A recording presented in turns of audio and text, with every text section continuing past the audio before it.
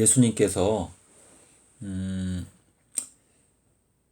우리들을 인도하시는 그 구속사업의 과정, 이 과정을 설명하시기 위해서 예수님께서는 이 어린아이들도 이해할 수 있도록 이렇게 단순한 표현을 사용하신 것 같아요.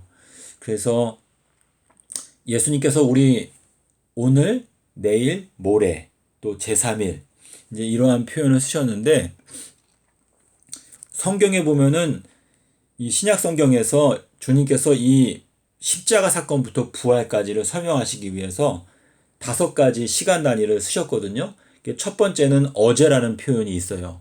그래서 이 어제라는 표현은 요한복음에 보면 어제 몇 시에 열기가 떨어졌다고 그랬죠? 7시. 예, 어제 제7시에 열기가 떨어졌나이다 라는 표현이 있어요. 그래서 지금 어제라고 하는 표현하고 또 제7시라고 하는 표현을 우리가 생각하게 되면, 지금 예수님께서 여기에서 우리한테 알려주려고 하시는 건 뭐냐면, 어제라고 하는 그 시점은 안식년에 해당되는 게 어제다라고 하는 것을 말씀하시는 거거든요. 그래서 예수님께서 지금 이 마지막 때에는 우리 믿는 자들에게 오늘, 내일, 모레가 있고, 또 이제 이방인들이 또 나타나지 않습니까? 그래서 이방인들에게도 역시 오늘, 내일, 모레가 있다. 그리고 또 제3일이 있다. 요거를 저희가 생각할 수가 있는데, 우리 구속의 역사가 만약에 정확하게 우리가 지금 지키고 있는 딱 일주일이라고 하면 예수님께서 언제 태어나셔야 할까요? 7,000년 네. 그러니까 우리가 지금 이 7,000년 역사를 주님께서 딱 계획을 세우셨잖아요. 그런데 만약에 진짜로 딱 7일이라고 하면 예수님께서는 수요일 날 태어나셔가지고 수요일 날 십자가에서 죽으시고, 그리고 목, 금, 토 있다가 일요일 날 부활하셔야 우리 구속 사업을 설명하실 수가 있는데, 지금 이 주님께서 갖고 계시는 계획은 7,000년의 역사를 말씀하셨거든요. 그래서 주님께서 우리들에게 숫자 3가지를 주셨어요. 그 3가지가 어떻게 되죠? 아비벌 10일, 그리고 또 뭐가 있죠? 14일. 예, 아비벌 14일, 또 뭐가 있죠? 18일. 예, 18일. 이렇게 있어요. 근데 지금 우리가 이 안식일, 창세기 2장 1절에 보면은 하나님께서 7번째 날에 뭐 하셨다고 그랬죠? 안식하셨다.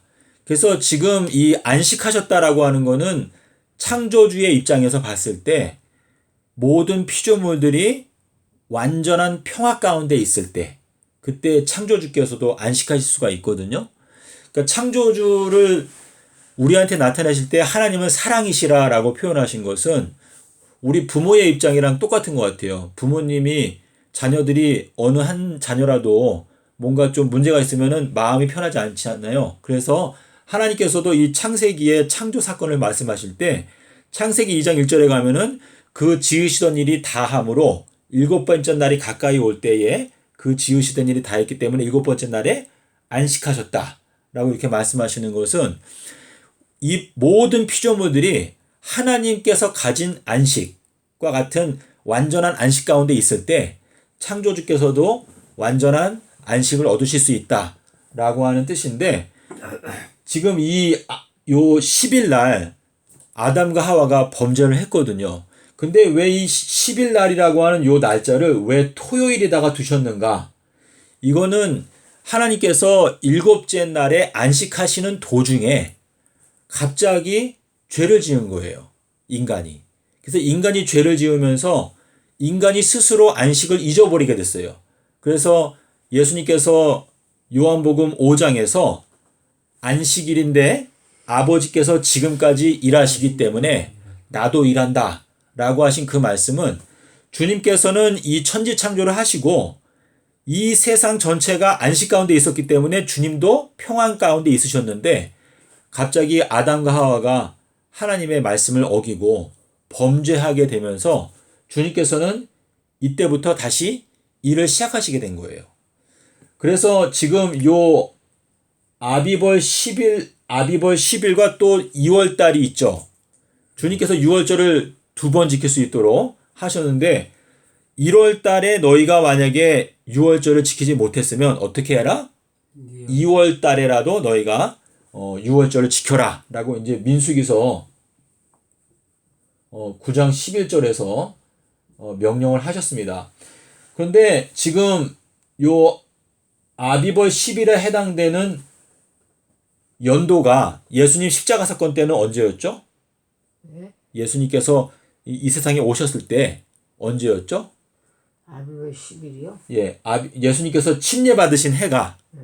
언제였어요? 26년. 예, 26년. 요게 이제 AD 26년이거든요. 그래서 우리가 이 다니엘서 9장을 연구하게 되면 기름 부음을 받은 자 왕이 일어날 때까지 얼마큼 지나간다고 그랬죠? 7일에와 62일에가 지나간다. 근데 69일에가 지나간다고 하면 그게 다 지나가게 되면 제일 끝은 뭐예요? 안식일이죠. 안식년. 그래서 요 안식년에 주님께서 침례를 받으셨어요. 침례를 받고 물에서 올라오셨다. 라고 하는 뜻인데 물에서 올라오셨을 때 어떻게 됐죠? 하늘에서 하늘이 열리고 예, 하늘이 열렸어요. 그래서 이 하늘이 열렸다. 하늘의 열림. 자, 그런데 예수님께서 십자가에서 돌아가실 때는 어떤 일이 있었죠? 네? 십자가에서 돌아가셨을 때는 뭐가 열렸어요? 십자가에 돌아가실 때는 네네. 보호자 십자가에서 돌아가실 때는 지성소가 열렸죠. 지성소. 예, 지성소가 열렸어요. 지성소. 그리고 요 18일에는 뭐가 열렸죠? 네? 18일에는 18일에는 네. 무덤. 무덤이 열렸어요. 그렇죠? 무덤. 그래서 우리가 지금 예수님께서 지상생애 하시는 동안에 하늘이 열린 경우가 몇 번 있었어요. 예수님께서 침례 받으실 때 물에서 올라오셔가지고 간절히 기도하실 때 하늘이 열렸다라고 이렇게 말씀하셨거든요. 근데 주님께서 이제 3명의 제자를 선택하시고 3명의 제자한테 무슨 약속을 하셨죠? 너희들은 죽기 전에 하나님의 나라가 오는 것을 볼 자도 있다. 먼저 볼 자들이 있다 라고 말했어요. 근데 그 변화산의 사건이 언제 있었어요? 몇 년도에? 네? 변화산의 사건. 변해산 사건. 네. 변화산의 사건, 예수님께서 공생하신 거는 27, 28, 28 했잖아요. 그죠? 27, 28, 29. 이렇게 3년 동안 하셨는데 이 3년 중에서 변화산 사건이 언제 있었어요? 마지막에 있지 않았어요? 네, 마지막 해에. 그래서 AD 29년도에 있었거든요. 그래서 지금 이제 AD 29년도, 요 AD 29년도는요, 모레, 지금 여기에서 보면은 요 AD 26년도는 침례 요한에게는 침례 요한이 3년째 봉사하던 때였어요. 3년째. 그래서 지금 하늘이 열렸다라고 여기에서 말씀을 하시고, 지성소가 열렸다. 이것도 역시 하늘이 열린 것이거든요. 그리고 요거는 무덤이 열렸다라고 말하는데 새 예루살렘이 내려오는 그때에는 뭐라고 말씀하시죠? 새 하늘과 새 땅이다.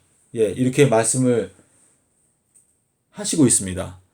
그래서 지금 저희가 이 하늘이 열린다라고 하는 것이 표현이 사실상은 3번 있는 것이나 마찬가지인데요.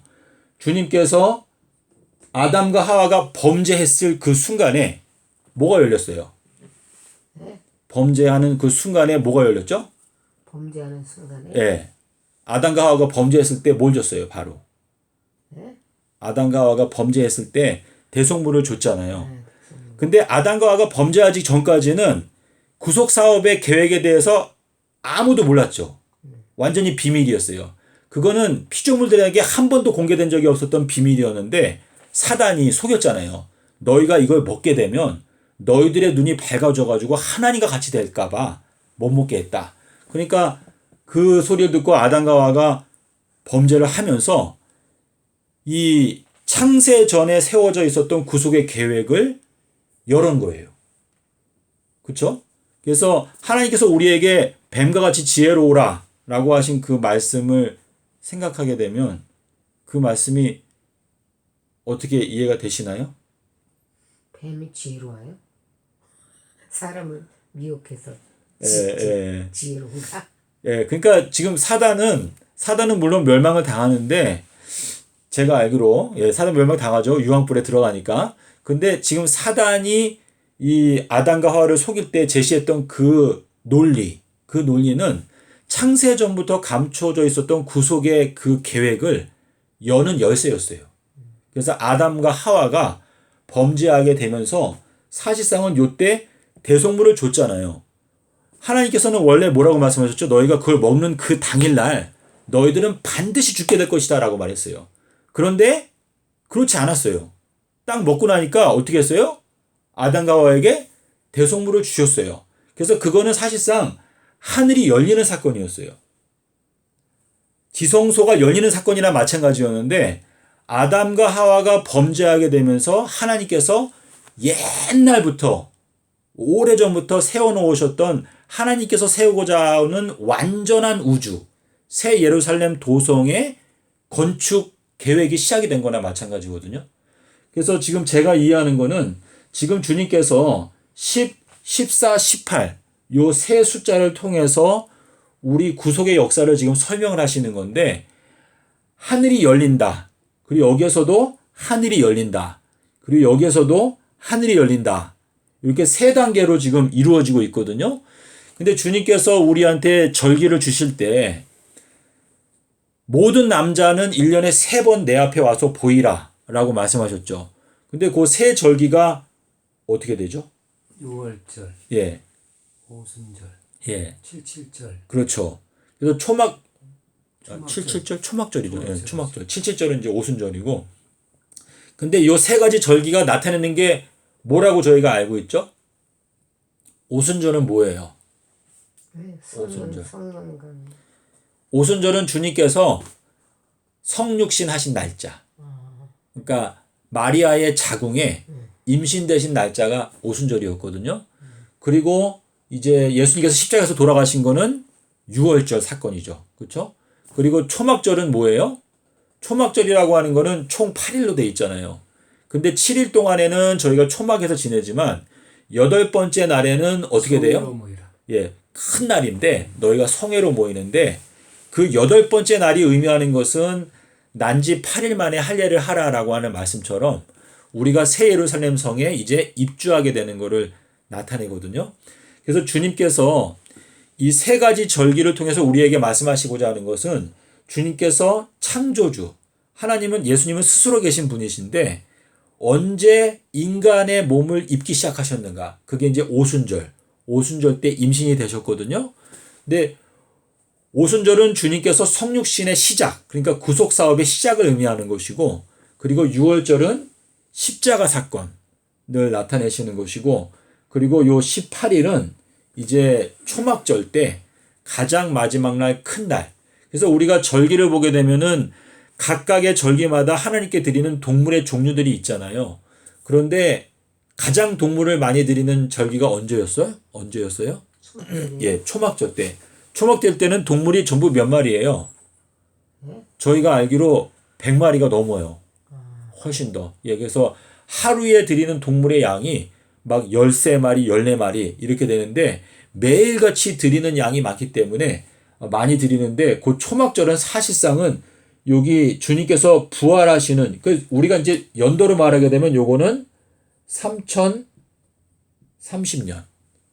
그래서 3030년에 새 예루살렘이 내려오게 될 때 마귀가 어느 날 멸망한다고 생각할 수가 있을까요? 저희가 마귀가 멸망하는 날짜.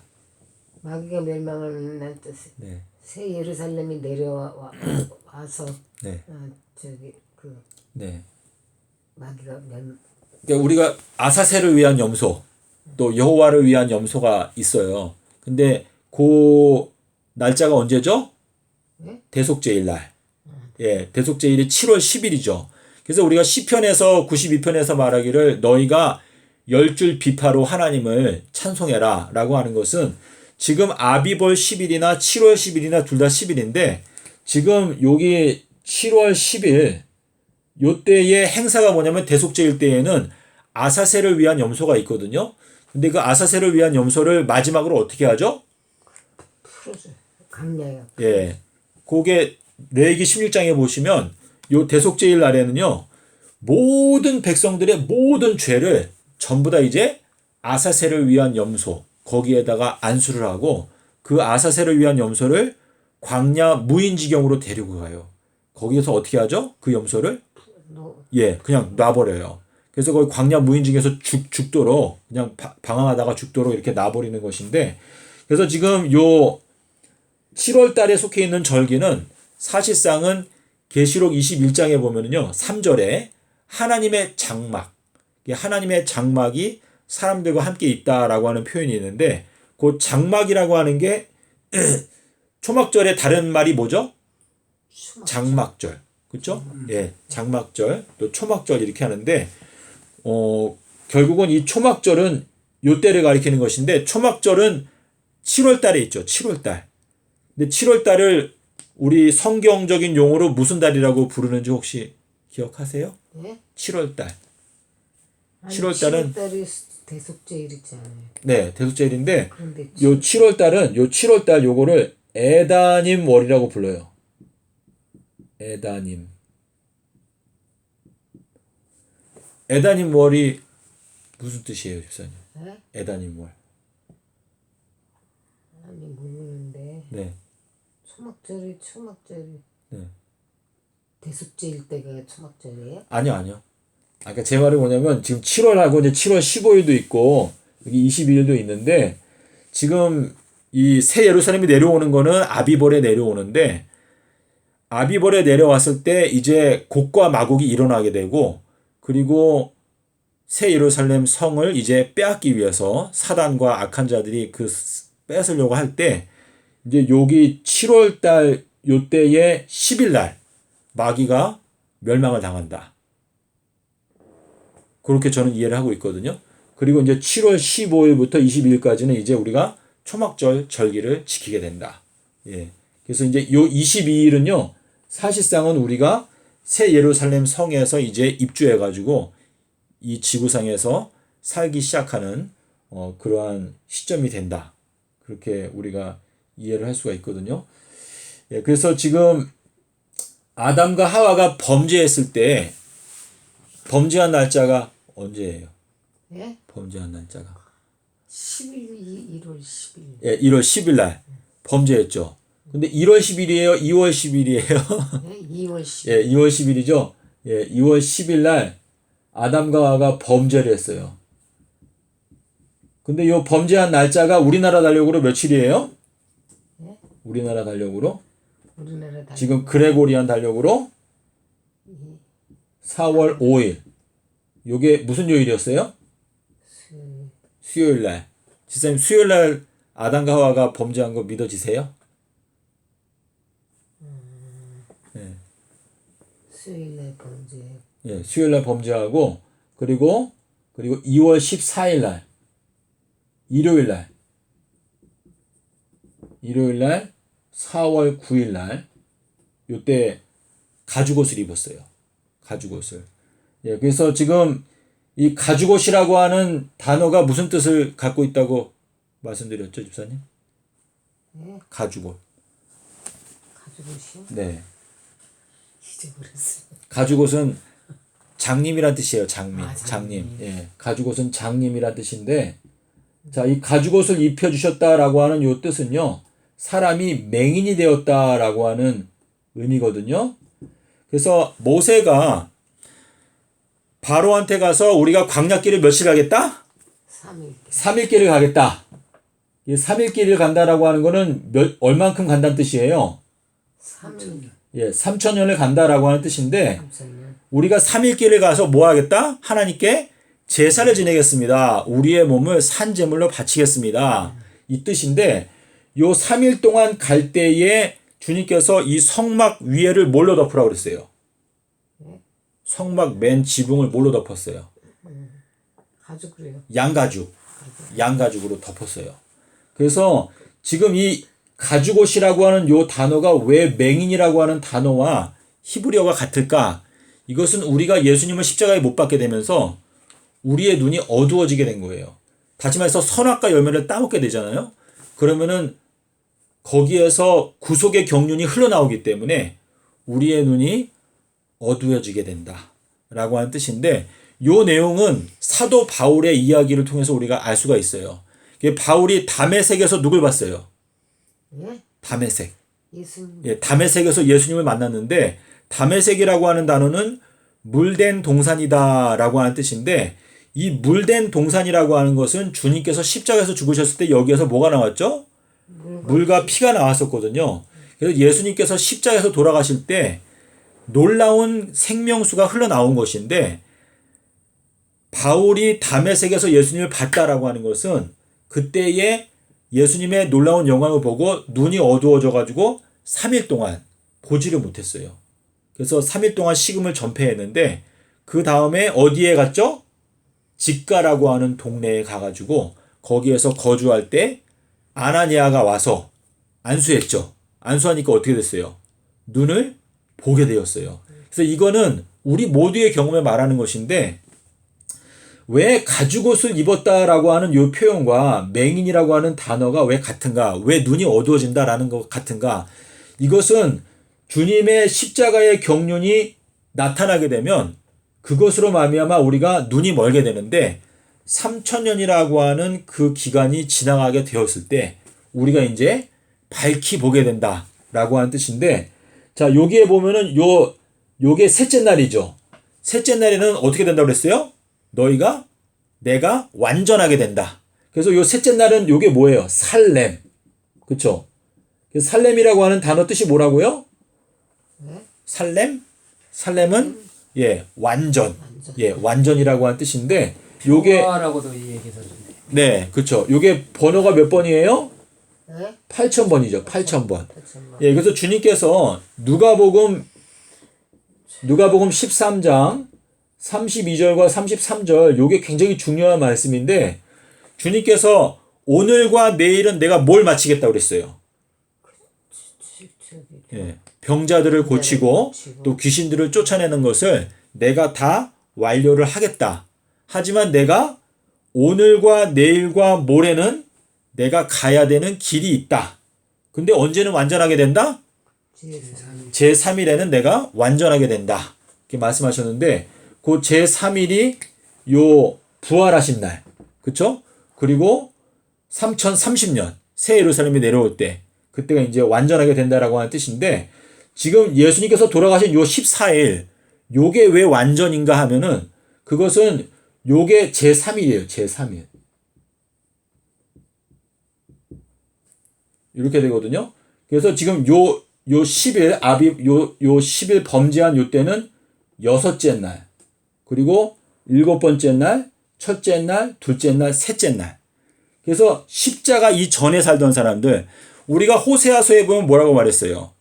이틀 후에는 우리들을 살리시고 제3일에는 우리들 높이 드신다. 이렇게 표현을 해놨는데 그거는 이제 요 재림 때를 설명하시는 것이기도 하지만 제3일이라고 하는 그 표현은요. 요 아비벌 10일과 14일과의 관계도 역시 예수님께서 돌아가시는 요 날짜는 언제를 가리킨다? 제3일을 가리킨다. 라는 의미거든요. 그래서 가나의 혼인잔치가 있을 때 언제 있었어요? 제3일에 있었죠. 근데 예수님께서 십자가에서 돌아가실 때 사실상은 가나의 혼인잔치처럼 혼인을 하신 거예요. 그래서 지금 이 아비벌 10일과 14일과 요 18일의 관계는 여기에서부터 여기까지가 제3일이고 여기에서부터 여기까지가 제3일을 뜻한다. 그렇게 이해를 하시면 정확한 이해가 되거든요. 그래서 주님께서 우리 이 지구 역사 전체를 관통하는 숫자로 요 세 가지 숫자를 말씀하셨는데 예수님께서 십자가에 돌아가실 때는 가운데에서 돌아가셨죠. 양쪽에 강도가 있었는데 메시아라고 하는 단어의 뜻이 뭐예요? 메시아는 기름 부음을 받은 자라고 하는 뜻인데 신기하게도 요 메시아라고 하는 단어를 헬라어로 보게 되면 그거는 가운데 계신 분이라는 뜻이에요. 가운데. 그래서 메시아라고 하는 거는 원래 히브리어거든요. 근데 그 히브리어 메시아를 헬라어로 옮기게 되면 그게 중보자란 뜻이에요. 그게 가운데 계신 분이다라고 하는 뜻인데 지금 주님께서는 십자가에서 죽으신 다음에는 아버지 보좌 오른편에 앉아 계시다. 이 오른편이라고 하는 거는 의로운 편에 앉아 계시다라고 하는 뜻인데 오른편은 의로운 편이고 왼편은 뭐예요? 왼편. 왼편은? 네. 왼편은 사실상 사단의 편인데 지금 전도서에 보면은 뭐라고 하냐면 미련한 자의 마음은 왼편에 있다. 지금 그렇게 표현하고 있거든요. 근데 주님께서 이 땅에서 공생하실 동안에는 사실상은 가운데 계셨던 거예요. 가운데. 주님께서 한 달의 가운데에 돌아가셨고 또 7년 일주일의 가운데에서 돌아가셨고 또 영원한 세월의 한 가운데에서 돌아가셨고 실제로 일주일 중에 가운데에 이렇게 돌아가셨거든요. 그래서 주님께서는 이 지구 역사 이 세 숫자 중에서 요 가운데에서 사명을 이루신 거예요. 그래서 그분께서 그 일하기를 시작하신 것은 안식일에 시작하신 것이고 안식일에 안식하실 때에 갑자기 범죄하면서 이제 구속 사업을 시작하시게 되었고 그리고 7천년의 기간을 두고 그 가운데에 이제 돌아가셨고 그리고 이제 3030년이 되면 부활하시는 것인데 예수님께서 성육신 하신 게 언제였죠? 예? 성육신 하신 것은 오순절에. 예. BC 6년. 요 BC 6년은 몇 번째 천년기예요? BC 6년이요? 예. 그게 BC 6년은 네 번째 천년기죠. 네 번째 천년기. 네 번째 천년기인데 주님께서 성육신 하시는 그 사건 자체가 사실상은 큰 희생이라는 것을 말하고 있거든요. 그래서 에베소서 4장 9절에 가면은 뭐라고 말했어요? 땅 아래 밑으로 내려오셨던 것이 아니면 무엇이냐라고 말씀하셨거든요. 장로님 그 말씀 혹시 아시나요? 하늘로부터 내려온 자고 인자 외에는 아니요. 에베소서 예. 올라간 자 없느니라. 에베소 4장 9절에 보시면은요. 아래 올라가셨다 하셨음즉 예. 아래 땅 아래 곳으로 내리셨던 것이 아니면 무엇이냐 이제 이렇게 말씀하셨는데 주님께서 성육신 하셨던 요 기원전 6년부터 승천하셨던 AD 30년 요때까지가 사실상은 넷째 날인 거예요. 넷째 날. 그러니까 주일 중 넷째 날. 일주일의 가운데. 그래서 주님께서 성육신 하신 요때가 네 번째 천년기거든요. 그래서 요때가 주님께서 이제 희생을 하신 창조주의 입장에서 피조물의 몸을 입고 내려오신 그때가 바로 요 주일 중 요 7천년 중에서 네 번째 날 이렇게 되는 것이거든요. 그래서 지금 이 기간이 길다 보니까 왜 주님께서는 3500년에 성육신 안 하셨을까 이렇게 생각할 수가 있는데 주님께서 요 네 번째 날 끝에 성육신 하신 것은 이 앞으로 다가오는 요 3000년의 비밀을 알려주시기 위해서 그렇게 하신 건데 제가 지금 오늘 지금 말이 잘 안 나오는데요. 요게 네 번째 날 성육신 하신 거예요. 요때 사실상 이제 일주일의 가운데에. 그래서 일주일의 일의 절반이라고 하는 표현이 요 성육신 사건에서도 네 번째 천년기 때 성육신 하신 것이고 그리고 요거는 이제 영원한 세월의 한 가운데에서 성육신 하셨다. BC 6년에는 성육신하고 BC 5년은 태어나시고. 월삭이시고. 네, 월삭으로 태어나시고. 그래서 오순절은 일요일이잖아요, 장모님. 그래서 일요일은 사실상 이제 첫째 날인데 주님께서는 이 온 우주 만물의 첫째 날 시작하셨거든요.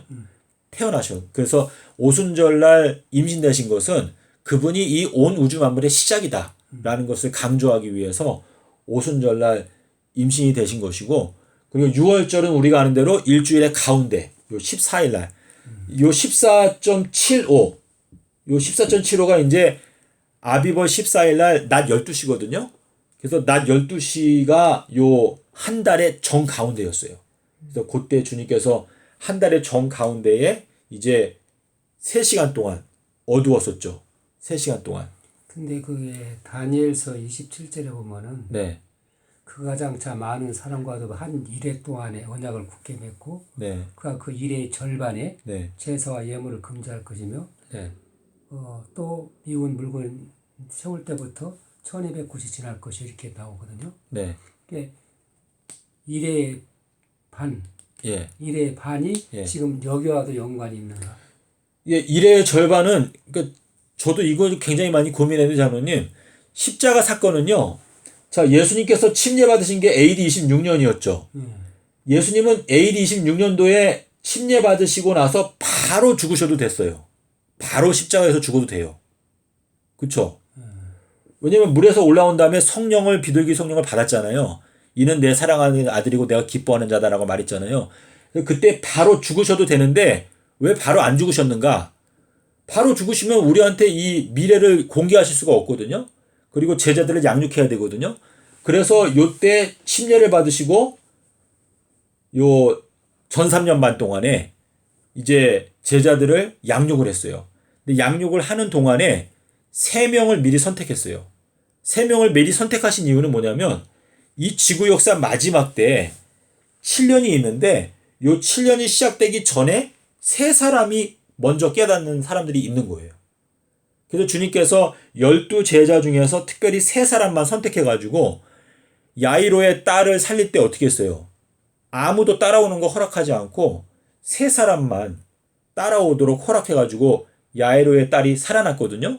그래서 그거는 이 7년이라고 하는 기간이 되기 전에 3명의 제자는 먼저 예수님을 따라갈 수 있도록 허락을 하시는 그거를 나타내거든요. 근데 장로님께서 지금 궁금하신 걸 제가 정확하게 답변 드리는지 모르겠는데 근데 이 재림 때는요, 장로님, 재림 때는 일의 절반에 예, 제사를 금지하고 예, 미운 물건이 예, 설 날개를 의자에 설 것이며, 예, 또 그 정한 종말까지 그 진노가 항백간에 쏟아지리라 했느니라. 그게 네, 네, 마무리하거든. 네, 네, 다니엘 9장에서. 예, 그러니까 일의 절반에 대한 그 비밀이 예, 지금 여기하고도 연관이 있나 말씀. 예, 그거 좀 말씀드려 볼게요.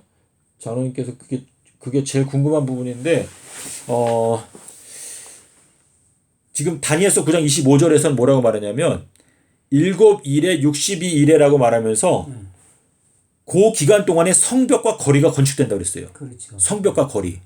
지금 예수님 때랑 요 때랑 다른 게 뭐냐면, 예수님 때에는요, 모퉁이 돌 건축이 69일에가 지나간 다음에 이루어졌어요. 다시 한번 말씀드릴게요. 자, 이 AD 26년이죠. 요거는 69일에가 끝난 거예요. 69일에가. 끝났죠.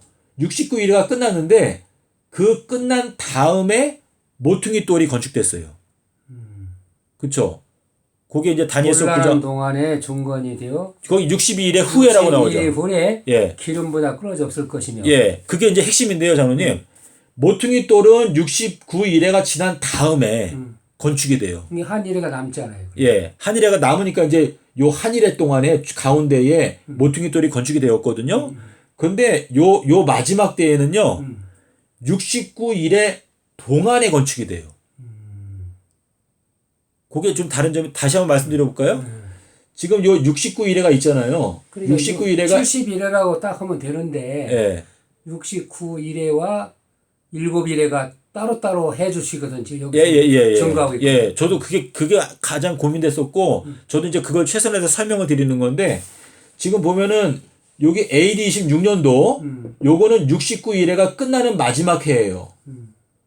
근데 69일에 끝난 다음에 이제 한일회가 있죠. 한일회가. 남았지. 근데 거기 26절에 가면 62일의 후회라고 돼 있죠. 후에 기름 부음을 다 끊어서 없을 예. 거잖아. 기름 부음을 자가 끊어져 없어진다는 건 십자가 주님이 잡고. 십자가 진다는 뜻인데 그거는 뭐냐면 요 모퉁이 돌.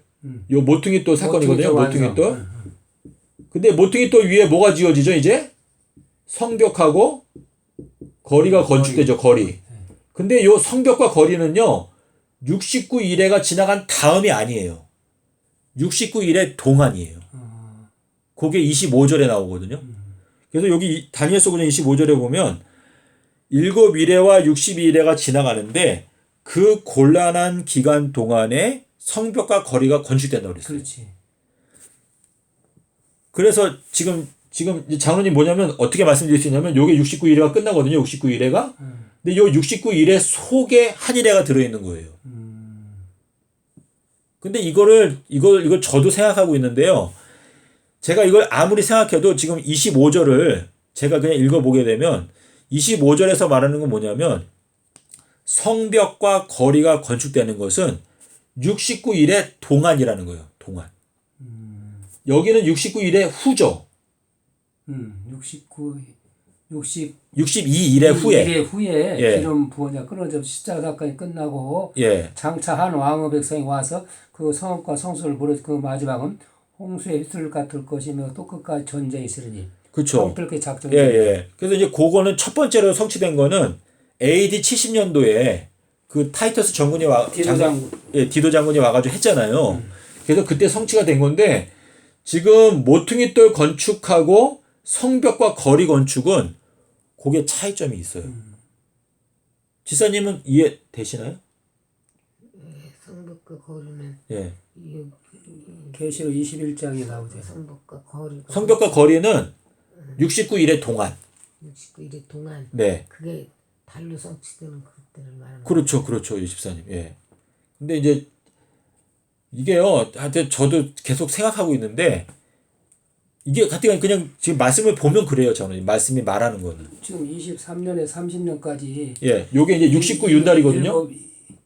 요게 69윤달이에요. 7일에. 2013년, 요 2013년부터 요 2030년까지가 7윤달이에요. 7윤달. 요때부터 여기까지거든요. 그런데 지금 다니엘서 9장 25절에서 말하는 건 뭐냐면 성벽과 거리는 이 곤란한 기간 동안에 건축된다고 했어요. 곤란한 기간 동안에. 그래서 지금 요거를요 좀 깊이 생각해야 되는데 제가 말로 표현하려니까 좀 잘 안 되는 부분이 있는데요. 십자가 사건은 주님께서 이 침례받자마자 죽으셔도 됐어요, 사실은. 근데 왜 3년 동안에 제자들을 양육한 다음에 그 다음에 왜 돌아가셨는가? 그거는 그냥 죽으시고 승천하게 되면은 이 땅에 남아있는 존재가 없잖아요.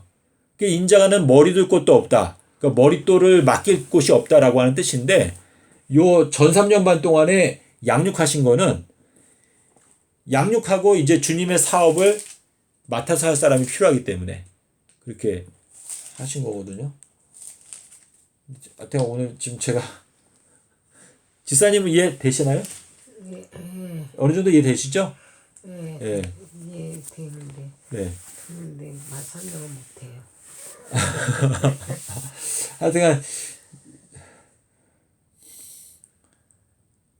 어린 양 장로님을 시원하게 해드려야 되는데 어린 양의 피와 예. 예수의 증거하는 말로 이겨야 되기 때문에 네. 3년 동안을 지금 현재 제자를 양육하지 않았나. 그렇죠. 예. 예? 예, 예. 계시록에 나오면은 예.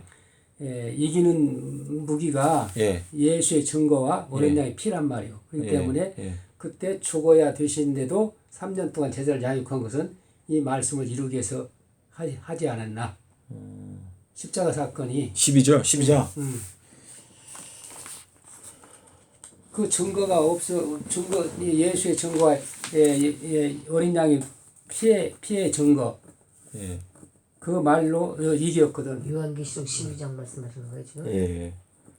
그러니까 장로님 제가 이해하는 건요. 이제 지구 역사 전체를 일주일이라고 보게 되면 일주일에서 전 3년 반은 주님께서 이스라엘 백성들 그리고 후 3년 반은 이제 이방인의 때 이렇게 하신 건데 그건 이해가요. 예. 근데 지금 이제 이 성벽과 거리 건축 요거는 69일의 동안에 네. 그게 이제 25절 다니엘서 9장 25절에 나오고요. 모퉁이돌 건축은 이제 다니엘서 9장 26절에 보게 되면 62일의 후라고 그랬어요. 일의 후에. 후에 기름 부음을 받은 자 왕이 끊어져 없어진다. 이렇게 말씀하셨기 때문에 그게 차이가 있어요. 근데 지금 69라고 하는 숫자를 쓰시는 거는요. 완성되는 거는 요때나 되는 거예요. 요때나. 지금 이 재림은요. 완전한 완성이 아니에요. 일단 구원할 자들을 일단을 그냥 구원하시는 거예요. 일단. 이게 1000년 동안 준비하는 거거든요. 그래서 여기에서 70이라고 하는 숫자를 우리가 구경하지 못하는 이유는 70이라고 하게 되면 뭐라 그랬어요? 70년이 차게 되면 어떻게 한다 그랬어요? 예루살렘으로 돌아오게 하겠다. 그러니까 이 70년이 찬다라는 거는 이때를 가리키는 거거든요. 7일에. 예. 그래서 우리 예레미야서에 보면 뭐라 그랬어요? 다니엘이 기도할 때도 예레미야 29절에 보면은 너희가 바벨론에서 70년 동안 그냥 지내라. 아기 낳으면서 지내라. 그리고 70년이 꽉 차게 되면 어떻게 한다? 예루살렘으로 돌아오게 한다. 근데 70이라고 하는 숫자는 이제 완전인데 그거는 요때를 가리켜요. 요때. 8번째 날의 시작을 가리키거든요. 70이 찼다는 거잖아요. 재림은요 60이 찬 거예요. 60. 그래서 노아가 몇 살 때 홍수가 났죠? 600살 때. 그러니까 2030년을 네. 말하는 거 재림은. 그렇죠. 2030년은 3030년은 완전한 수가 찼을 예, 때 3030년은 이제 7일이 꽉 찬 거. 7일이 꽉 찬 거고요. 70일에. 그렇죠. 예, 그래서 지금 우리가 이제 이 예언을 공부할 때 를 지금 우리가 예, 대비하고 있다. 지금. 그렇죠. 그러니까 69 제가 이제 다니엘서 9장 연구하면서 왜 하나님께서는 70이라고 하는 숫자를 안 쓰시고 69에서 끝났을까? 요 70이 끝나는 거는 요 때고요. 69는 재림은요 어디까지나 69예요. 재림. 예, 재림은. 왜냐면 재림은 천년기를 앞두고 먼저 구원할 자들에게 은혜를 베푸시는 거거든요. 예, 그래서 노아가 몇 살 때 홍수가 났죠? 600살 때. 그렇죠? 600살 때 홍수 날 때 어떻게 됐어요? 하늘이 어떻게 됐죠? 하늘이 예. 홍수가 날 때 하늘이 예. 하늘이 열렸잖아요. 열려서 예. 하늘이 열려서 비가 내렸다고. 그렇죠. 하늘이 열렸고 또 깊은 샘이 어떻게 됐어요? 소상. 깊은 샘이 터졌잖아요. 그거는 깊은 샘이 터진다는 건 뭐냐면 오랫동안 감추어져 있었던 비밀, 생수의 강이 터진 것이나 다름없고, 열렸다. 예, 그리고 하늘이 열렸다 이게 지금 표현하고 있는데 지금 우리가 사실상 이제 6천년이 꽉 찼어요. 6천년이 꽉 찬 게 언제부터죠? 서기 2000년부터, 예, 서기 2000년부터 이제 6천년이 꽉 찬 것이거든요. 그러니까 노아 홍수는 서기 2000년부터 시작됐다라고 생각을 하시면 돼요. 이때부터 홍수가 시작된 건데 이때부터 하늘이 열렸고 깊은 샘이 터졌다는 것은 2014년부터 예. 2014년 15년부터 예, 2022년까지는 뭐라고 그랬죠? 그게 이제 모으시는 기간. 왜냐면 이 노아- 장막절이라는 게 초막절. 예, 노아 방주로 말하면은 예. 모으는 기간이 그러니까 이 초막절이라는 게 요게 아삽이에요. 아삽. 우리 시편에 보면 아삽의 시라고 나오죠. 아사벳이 나오지. 예, 요 아삽이라는 요 뜻이 뭐냐면 모은다는 뜻이에요. 모은다. 그 날은 예. 2023년 3월 23일이 그 날이고 그 날까지 모으는 기간이 예. 2022년까지 모으는 그렇죠. 기간이고 예, 예. 그래서 주님께서 초막절을 제정하실 때도 7월 달에 넣으신 이유는 지금 우리가 7번째 날에 들어와 있잖아요. 그렇죠? 2000년부터 우리가 7번째 날에 들어왔지 않습니까? 그래서 7번째 날에 들어왔을 때 2015년도는 보름이에요. 사실상은. 2015년도가 15이기 때문에 30일, 그러니까 2000년부터 2030년까지는 30년이잖아요. 그래서 그 30년 중에서 가운데 요 2015년 요때가 이제 주님께서 재림하신다. 이게 재림을 뜻하거든요. 그래서 보름날 오신다라고 하는 그 표현이 단지 4월 18일만 말하는 게 아니고 2015년도가 사실상은 재림하시는 시점이다 라고 하는 의미가 되는 것인데 예, 그렇게 이해하시면 되고 2014년 4월 28일 밤중에 예. 이걸 깨달음을 받았다고 본인이 그랬지 네, 않았어요? 네, 네, 네. 그러고 2015년부터 22년까지 모으는 기간이라 예. 그래서 2015년도 요 3월 20일 날 요게 이제 예수님의 탄신일이거든요. 아비벌 1일 날. 요 아비벌 1일 날 주님이 태어나신 요 날짜 양쪽으로 뭐가 있었죠? 계기 월식이 있었잖아요. 그 계기 테트라드. 지사님도 아시죠? 들어봤어. 예, 테트라드가 어땠어요? 요게 6월절, 초막절, 6월절, 초막절 양쪽에 4개씩 계기 월식이 4번이나 있었어요. 그래서 지금 요거는 주님께서 하늘에는 1월 성신에는 징조가 있겠다라고 말씀하셨는데 요 2015년도 요 3월 21일은 사실상은 이 주님 이 재림을 나타내는 가장 확실한 요게 징조거든요. 징조. 예, 그래서 요때부터 22년까지 초막절 기간이다. 그렇게 이해를 하시는 게 정확하다고 생각해요. 예. 그리고 나서 이제 2023년부터는 요게 뭐죠? 추수 때다. 추수 때이기 때문에 추수의 가장 먼저 대상이 누구냐면 기독교인. 기독교인들에 대한 심판이 가장 먼저 끝난다. 방주에 타는 기간. 예. 방주에 타는 날. 예. 그래서 우리 요 7년 동안에 보게 되면요. 계시록에 가면 뭐가 나오죠? 첫 번째 나팔 불 때 어땠어요? 땅 3분의 1. 이 3분의 1이라고 하는 표현은 주님께서 이 세상을 심판하실 때 세 그룹으로 나누어서 심판하시는 거거든요. 그래서 우리 기독교인들 먼저 심판하시고 그 다음에는 이제 맨 끝에는 이방인들을 심판하신다. 그리고 그 중간은 주님께서 표현하신 것 가운데 사마리아인이라는 표현이 있잖아요. 주님께서 표현하신 세 그룹은 제가 이해하는 거 뭐냐면 이스라엘 집에 잃어버린 양들에게 가라 맨 처음에 그렇게 말씀하셨고 그 다음 그룹으로 언급하신 게 뭐냐면 사마리아인이었어요. 사마리아인. 그리고 그 다음에는 이방인. 이렇게 되거든요. 근데 에스겔서 5장에도 그렇고 또 스가랴서 13장에도 그렇고 이 3분의 1, 3분의 1, 3분의 1이라는 표현이 많이 나오거든요. 주님께서 이 세상을 심판하시는 게 세 그룹으로 나누어서 심판하시는 게 아닌가. 그게 저는 확실하지 않나 생각하거든요. 그래서 첫 번째 나팔을 불 때에 땅 3분의 1이 침해받았다라고 하는 것은 이 기독교인들에 대해서 전 세계 인구 중에서 3분의 1에 대해서 주님께서 이미 인치는 일이 다 끝났고 심판이 끝났다라는 걸 나타내기 위해서 3분의 1이라고 하는 표현을 쓰셨다고 생각이 됩니다. 예, 하여튼간 제가 말을 잘 했는지 모르겠는데 자누님 뭐 충분히 답이 되셨어요? 어느 정도는 이해하고 또 자꾸 그러세요? 예. 맨날 들을 때는 이해하는 것 같은데 네. 까먹고. 그런 게 되게 그런 거예요. 그래서 보혜사 성령께서 도우셔 주셔야 네. 알게 하시고 깨닫게 하시고 보존하 증거케 하셔야 통달의 영을 달라고 기도를 해야 돼요. 예. 그래서 하늘이 열린다. 이때는 지성소가 열렸다. 이게 지성소가 열린 게 하늘이 열린 거거든요. 요거는 이제 무덤이 열렸다. 이건 사망과 음부의 권세가 이제 완전히 깨어졌다. 그래서 계시록에 가면 뭐가 나와요? 사망과 음부도 어디에 던져져요? 불못에 던져지죠. 그래서 하늘이 열리는 게 3번인데 이게 이제 구속의 과정이다. 라는 뜻이죠. 이거는 창세로부터 감춰져 있었던 구속 사업의 비밀이 열린 것이고 이거는 주님께서 죽으시면서 의의 태양이 떠오른 것이고 그리고 이거는 이제 사망과 음부까지도 다 유황 불못에 던져짐으로 말미암아 새 예루살렘의 새 하늘이 열리는 것이죠. 그래서 하늘이 열리는 게 3번이다. 저는 그렇게 이해를 하게 되었습니다. 예, 하여튼 오늘은 여기까지 해야 되고.